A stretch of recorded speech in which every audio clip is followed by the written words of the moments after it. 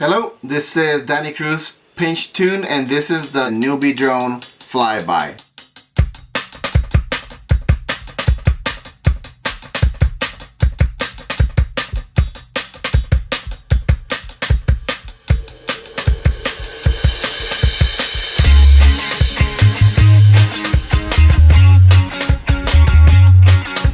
I have it about 90% tuned on Betaflight 3.5.2. It's flying very well, no twitches, nothing weird, no hot motors. It feels very light. It does not feel like a 6S quad as far as weight, but it does have the 6S power, and I'm very happy with it so far. I'm still gonna do a little bit more tuning, but otherwise, yeah, I mean, it's almost there, really.